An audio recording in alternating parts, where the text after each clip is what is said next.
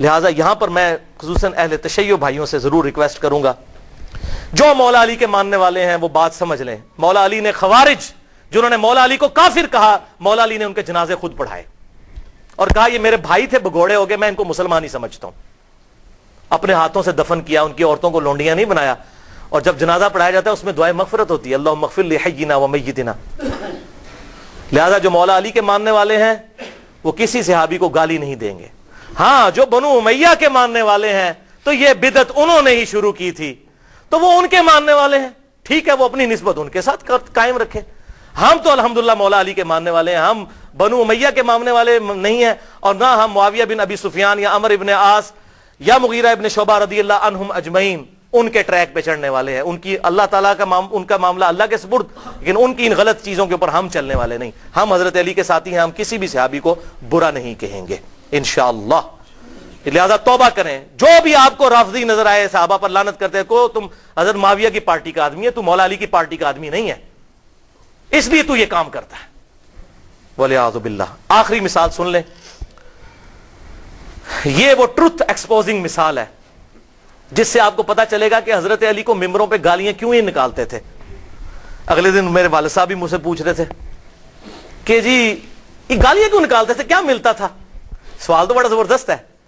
اتنے سال تک گالیاں نکالتے رہے، ان کو ملتا کیا تھا حضرت علی کو گالیاں نکال کے؟ Brain washing.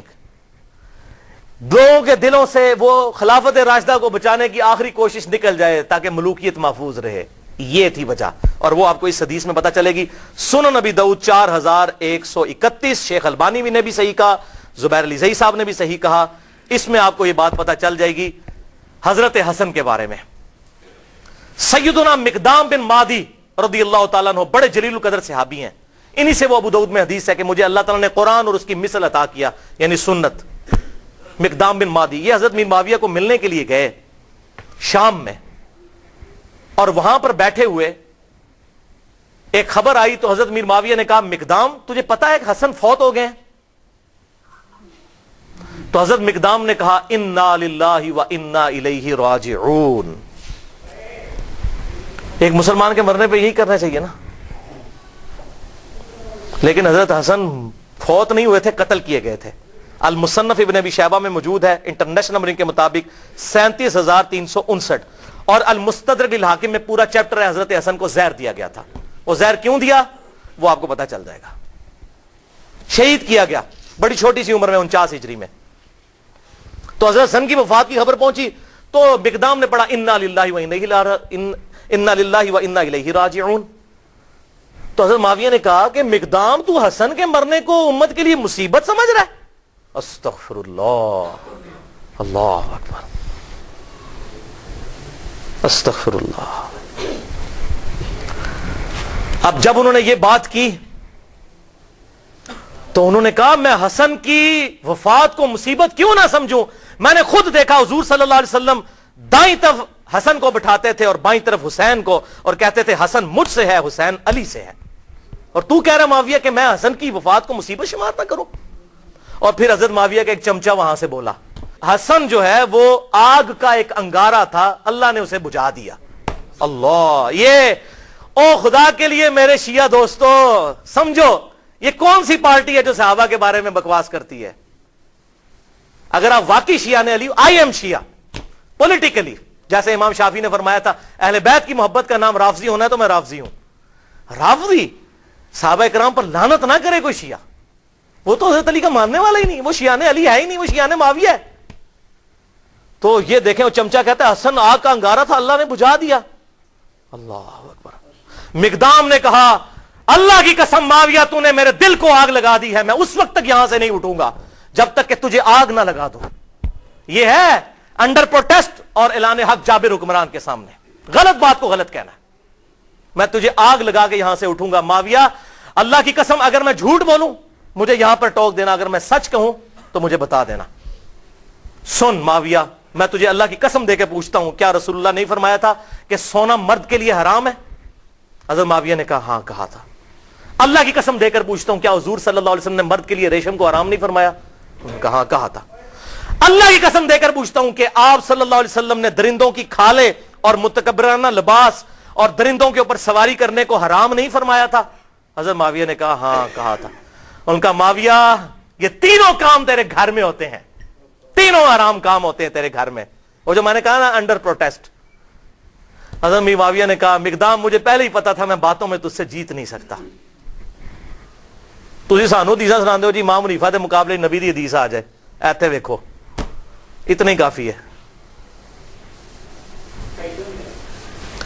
تو انہوں نے جب یہ حدیث بیان کی پھر کہا کہ لاؤ مقدام کو کچھ مال دو. اتنا لا کے ڈھیروں مال دیا گیا. حضرت مقدام نے وہیں غریب لوگوں میں اس کے سامنے تقسیم کیا. ان کا مجھے مال کی حاجت نہیں, میں نے جو حق ادا کرنا تھا وہ کر دیا. یہ تھا بات بھائی. حسن انگارہ کیوں تھا ان کے لیے؟ صلح حسن ایک ٹریٹی کے تحت, ایک معاہدے کے تحت ہوئی تھی جس میں بڑی بڑی شرطیں یہ تھیں کہ معاویہ تم اپنے مرنے کے بعد امت کو شورا پر چھوڑو گے جس طرح کہ شیخین نے چھوڑا تھا, ابو بکر عمر نے. اپنا خلیفہ کسی کو خود نامزد نہیں کرو گے, اپنی اولاد میں نہیں کرو گے, اور مال فہ میں سے اور مال غنیمت میں سے جو حصہ اہل بیت کو ملتا ہے قرآن کی روح سے مال غنیمت کا وہ ملتا رہے گا. اسی طریقے سے تم جو ہے وہ میرے باپ کے اوپر ممبروں پر لعنت نہیں کرو گے, کیونکہ پہلے سے لعنت شروع ہوگی. شام کے گورنر تھے وہیں سے لعنت شروع کی تھی, یہ ختم کرو گے. لیکن کسی بات پر عمل نہیں ہوا. الٹیمیٹلی پھر انجام کیا ہوا وہ صحیح بخاری کے اندر حدیث ہے, 7109 نمبر حدیث. حضرت حسن کو حضور صلی اللہ علیہ وسلم نے اپنی گود میں اٹھایا ہوا تھا, ٹھیک ہے. اور یہ حدیث شروع یہ ہوتی ہے کہ جب حضرت علی کی شہادت کے بعد لوگوں نے حضرت حسن کو خلیفہ چنا. یہ بھی یاد رکھیے حضرت علی نے حضرت حسن کو خلیفہ نہیں بنایا. حضرت علی نے اپنا خلیفہ کسی کو نہیں بنایا. سنی شیعہ کتابوں دونوں میں لکھا ہے. انہوں نے کہا میں یہ وزن نہیں اٹھاؤں گا, میں امت کو اسی طرح چھوڑ کے جا رہا ہوں, اپنا خلیفہ خود چننا جس طرح حضور کی وفات کے بعد ہم نے ابو بکر کو چنا تھا, میں نے نہیں کسی کو بنانا. پھر لوگوں نے مشورہ کر کے حضرت حسن کو چنا. حضرت حسن نے 40,000 کا لشکر لے کے آئے. صحیح بخاری 7109. سامنے سے حضرت میر معاویہ عمر بن عاص کہتے ہیں کہ معاویہ یہ تو وہ لشکر ہے جس نے موت پہ بیعت کی ہے, یہ تو ہماری تکہ بوٹی کر دے گا. تو حضرت معاویہ نے کہا پھر کیا کریں؟ ان کا صلح کرو حسن کے ساتھ, اس کے بغیر چارہ نہیں ہے. اچھا, انہوں نے پھر کہا ٹھیک ہے صلح کر لیتے ہیں, صلح آفر کرتے ہیں. اور سورۃ الانفال کے اندر یہ موجود ہے کہ اگر کافر بھی میدان جنگ میں صلح کی آفر کرے تو جنگ روک دو. حضرت حسن کو بھیجا صلح کے لیے.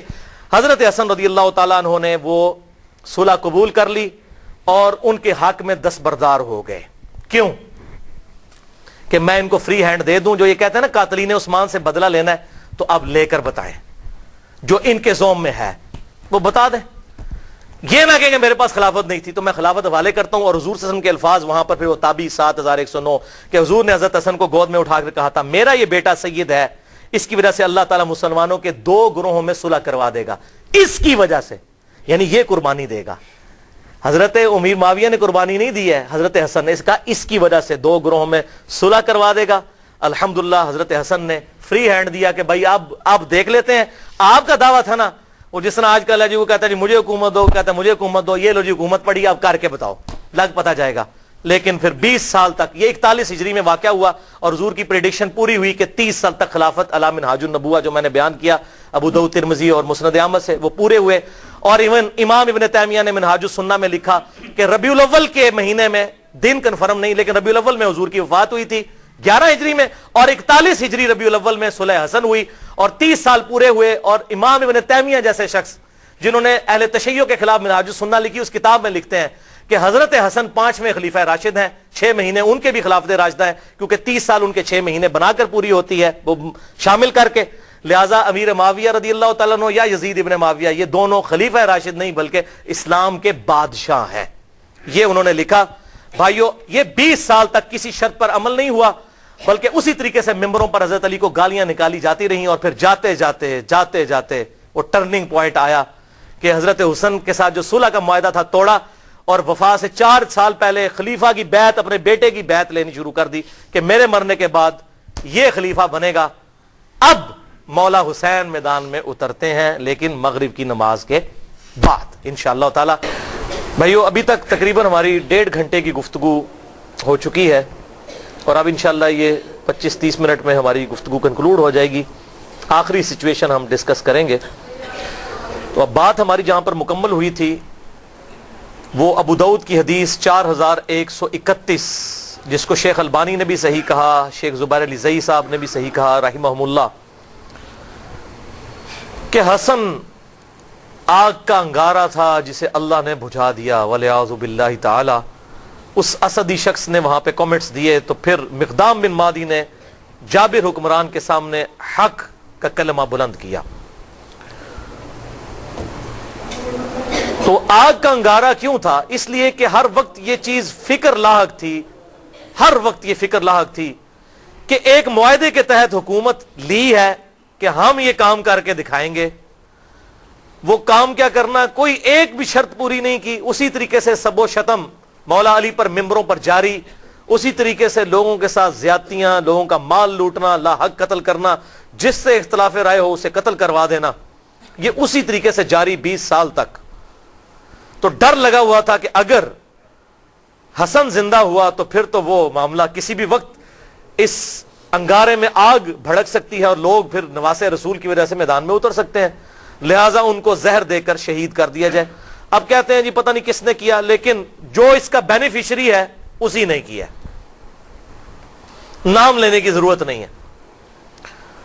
بہرحال زہر سے ان کو شہید کیا گیا. حضرت حسین یہ منظر دیکھتے رہے، 20 سال تک کڑتے رہے. انہوں نے کئی خط بھی لکھے حضرت امیر معاویہ رضی اللہ تعالیٰ عنہ کو کہ جو کچھ تم امت کے ساتھ کر رہے ہو مجھ پر تمہارے خلاف قیام واجب ہو چکا ہے. میں ڈرتا ہوں میں اللہ کو کیا منہ دکھاؤں گا، لیکن میں اپنے بھائی کی صلح کا پابند ہوں کہ ٹھیک ہے چلو جاتے جاتے امت کے لیے کوئی معاملہ خیر کا ہو جائے گا اور امت کو شورا کے سپرد کیا جائے گا شیخین رضی اللہ عنہما کی طرح، ابو بکر و عمر کی طرح رضی اللہ تعالی عنہما. لیکن یہ معاملہ پھر بگڑ گیا.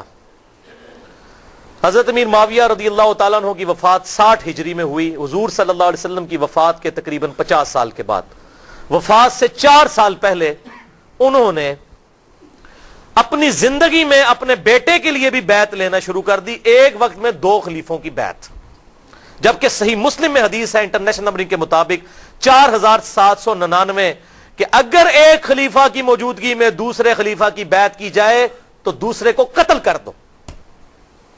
وہ تو واجب القتل ہو چکا تھا، ایک وقت میں 2 خلیفوں کی بیعت تو نہیں ہو سکتی. اور یہ کوئی تاریخی روایت نہیں ہے، تلوار کے زور پر پوری دھونس کے ساتھ بیعت لی گئی. کہتے ہیں وہ صحابہ نے بیعت کر لی تھی، یہ کر لیا تھا، وہ اب آپ کو میں پول کھول کے بتاتا ہوں. صحیح بخاری میں انٹرنیشنل نمبرنگ کے مطابق 4827 نمبر حدیث. یہاں پر یہ بات یاد رکھیے گا، بیعت دل سے ماننے کا نام ہے، زبردستی نہیں ہو سکتی. بخاری اور مسلم کی متفق علیہ حدیث ہے، سعد ابن عبادہ نے حضرت ابو بکر صدیق رضی اللہ تعالیٰ عنہ کی بیعت نہیں کی، اس کے بعد حضرت عمر کی بھی نہیں کی. لیکن ابو بکر عمر نے کیا تلوار رکھی ان کے اوپر کہ بیعت کرو؟ ٹھیک ہے، اختلاف رائے نہیں کرنی نہ کرو. بخاری اور مسلم کی متفق علیہ حدیث ہے کہ حضرت علی نے 6 مہینے تک ابو بکر کی بیعت نہیں کی. تو کیا معاذ اللہ ابو بکر نے ان کے ساتھ اس طرح کی کوئی زیادتی کی؟ بلکہ بخاری مسلم میں آتا ہے بعد میں معافی بھی مانگی. حضرت علی کا یہی اعتراض تھا کہ آپ نے اہل بیت کو مشورے میں شامل نہیں کیا. حضرت ابوبکر صدیق زاروں کے تار رو پڑے. یہ بخاری اور مسلم دونوں میں موجود ہے، اور میں نے اس پہ 2.25 گھنٹے کی گفتگو کی ہے. وصی رسول کون ہے اور حدیث قرطاس کا تحقیقی جائزہ، مسئلہ نمبر 55B کے نام سے، لہذا میں آج اس کو ایڈریس نہیں کروں گا. بخاری کی حدیث 4827 سورۃ الاحقاف کی تفسیر والے چیپٹر میں امام بخاری نے امت کو انجیکشن لگا دیا کہ پتہ چل جائے کہ ہوا کیا تھا امت کے ساتھ. محدثین کی یہ بہت بڑی خدمات ہیں کہ انہوں نے حق نہیں چھپایا، کیونکہ سورۃ البقرہ میں آیا ہے کہ جو حق چھپاتا ہے اس پہ اللہ کی لعنت، فرشتوں کی لعنت اور تمام لعنت کرنے والوں کی لعنت. اور ابو داؤد اور ترمذی میں حدیث ہے کہ جو لوگ دنیا میں حق چھپاتے ہیں قیامت والے دن اس حال میں پیش کیے جائیں گے کہ ان کے منہ میں آگ کی لگامیں ہوں گی کہ یہ حق بات نہیں بتاتے تھے. وَلِعَاذُ بِاللَّهِ تعالی. یہ کہتے ہیں یہ اس طرح کی باتیں کیوں کرتے ہیں؟ یہ تو ہمارے نبی کی نبوت کی غیب کی خبریں ہیں کہ کیا ہونے والا تھا امت کے ساتھ. حضور صلی اللہ علیہ وسلم کی نبوت کی دلیل ہیں یہ خبریں کہ آپ نے مستقبل کی باتیں پہلے ہی امت کو بتا دی. 4827 صحیح بخاری سورۃ الاحقاف کا چیپٹر، کتاب التفسیر چیپٹر صحیح بخاری میں مروان بن حکم کو مکے اور مدینے کا گورنر بنایا حضرت امیر معاویہ رضی اللہ تعالی عنہ نے. مسجد نبوی میں اس نے روضہ شریف کے بالکل پاس منبر رسول پر خطبہ دینا شروع کیا. اور یہ وہ مروان ہے جو منبر رسول پر روضہ شریف کے پاس یہ لعنت کرتا تھا، علی پر لعنت، علی سے محبت کرنے والوں پر لعنت، والعیاذ باللہ تعالی. میں آپ کو حوالے دے چکا. اور مجھے حدیث ابھی میرے ایمان کا تقاضا ہے ذہن میں چلتے چلتے آ گئی.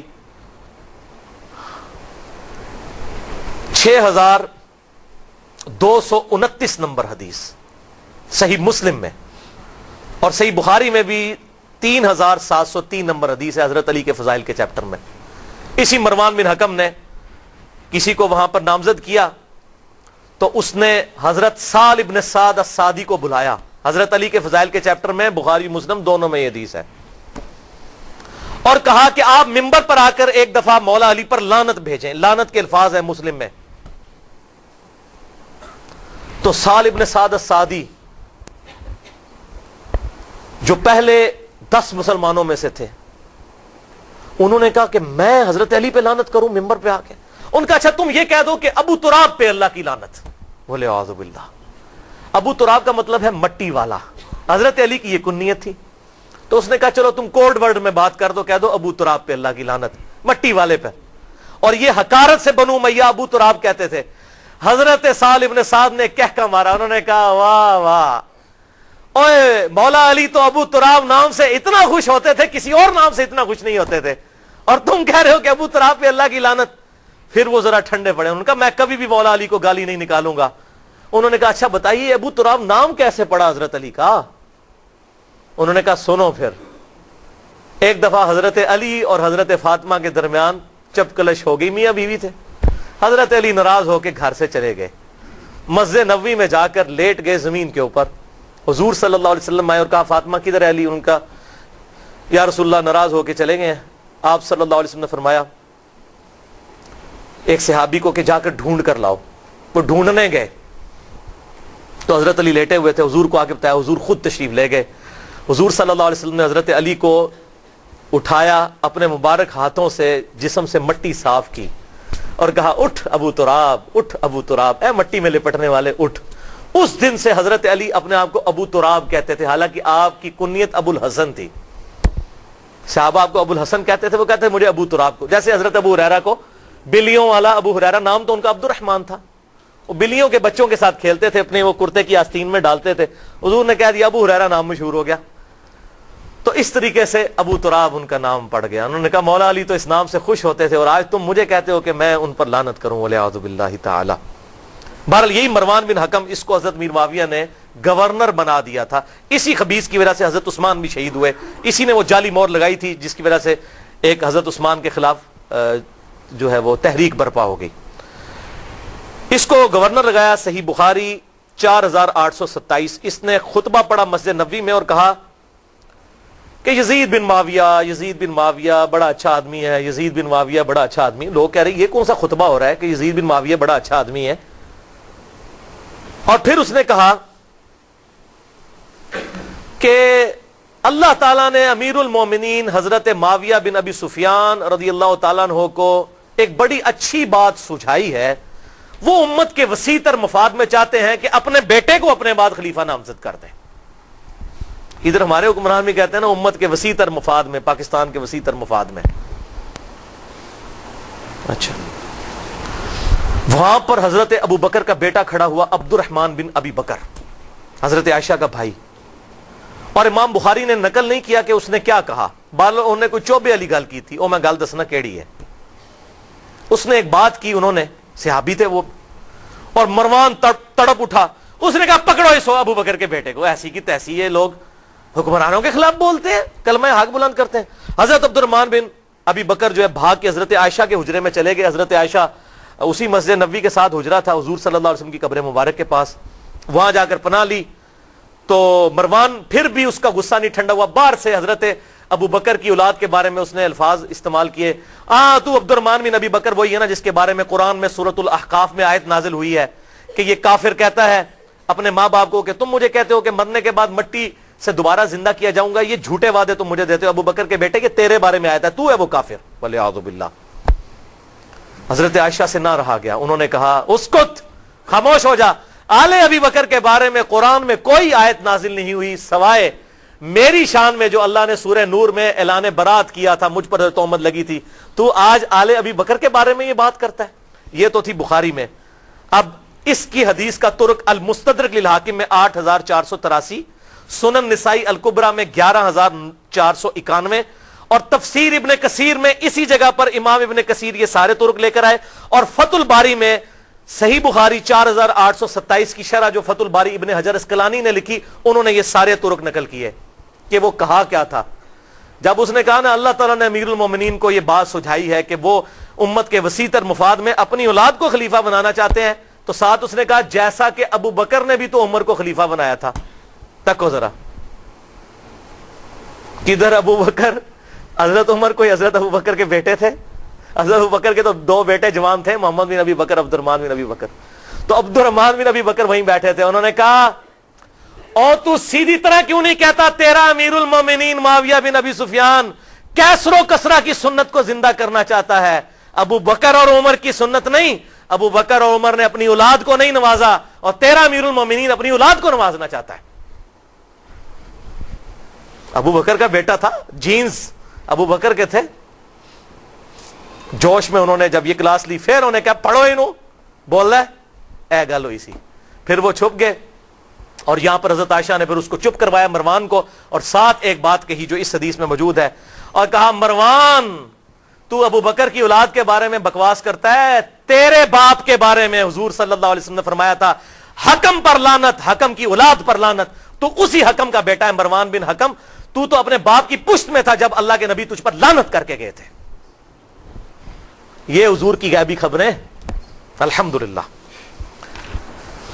اور ایک اور غیبی خبر سنیں, مسند ابی یعلا میں انٹرنیشنل نمبر کے مطابق 6461, جسے شیخ البانی بھی صحیح کہتے ہیں, شیخ زبیر علی زئی صاحب بھی ٹھیک کہتے ہیں, کہ سیدنا ابو ہریرہ کہتے ہیں کہ آپ صلی اللہ علیہ وسلم نے ایک خواب دیکھا کہ آپ کے منبر پر بنو حکم, یہی مروان بن حکم اور اس کی اولاد, اچھل کود رہے ہیں. تو حضور بڑے غصے کی حالت میں گھر سے باہر نکلے, اور آپ نے کہا کہ میں نے بنو حکم کی اولاد کو اپنے ممبروں پر بندروں کی طرح اچھلتے ہوئے دیکھا ہے, یعنی میرے بعد یہ میرے ممبروں پر آ کر بیٹھیں گے. اور حضرت ابو ہریرہ کہتے ہیں اللہ کی قسم اس خواب دیکھنے کے بعد حضور صلی اللہ علیہ وسلم جتنے دن زندہ رہے, چند دن پہلے آپ نے خواب دیکھا, آپ کو کسی نے ہنستے ہوئے نہیں دیکھا. آپ اتنے غمگین ہوئے کہ یہ مستقبل میں ہونا ہے. تو آپ صلی اللہ علیہ وسلم نے امت کو پہلے ہی اس حوالے سے خبردار کر دیا. اور صحیح بخاری میں 3605 نمبر حدیث ہے, حضرت ابو ہریرہ کہتے ہیں کہ حضور صلی اللہ علیہ وسلم نے مجھ سے ارشاد فرمایا تھا کہ میری امت کی بربادی قریش کے چند نوجوان لڑکوں کے ہاتھوں میں ہوگی. اور حضرت ابو ہریرہ کہتے ہیں میں اگر چاہوں ان لڑکوں کے نام, ان کے قبیلوں کے نام, ان کے ماں باپ کے نام بھی بتا دوں, حضور مجھے بتا کر گئے تھے.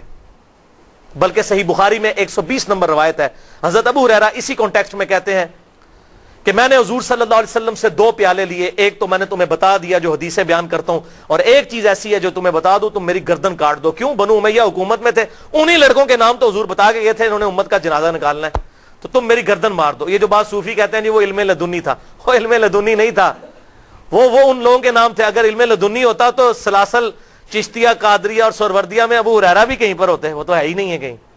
ٹھیک ہے جی.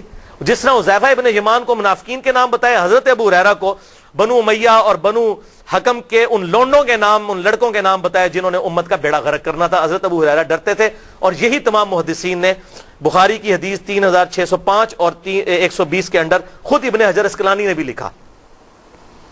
اور علم لدنی پہ میرا لیکچر ہے 55A, اگر کسی کو شوق ہو تو وہ دیکھ سکتا ہے.